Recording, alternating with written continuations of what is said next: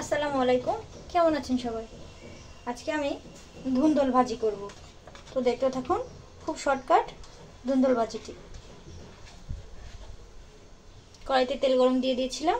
এখন পেঁয়াজ, রসুন আর কাঁচা ঝাল ভেজে নেব।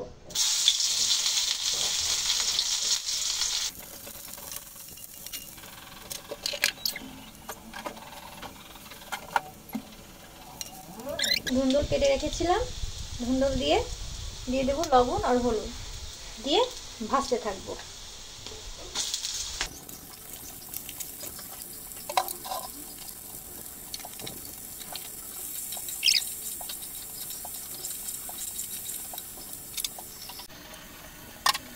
ধুন্দল একটি নরম তরকারি, এই জন্য এতে পানি গলে যায়।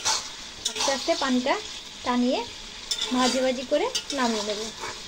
এখন কটা গোটা জিরে দিয়ে দেব আর একটু তেজপাতা দেব।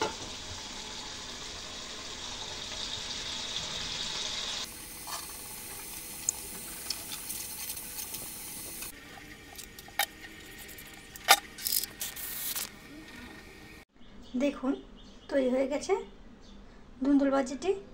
দেখতে দারুণ, খেতে অনেক সুস্বাদু। আপনারা ওইভাবে তৈরি করে খেয়ে দেখতে পারেন।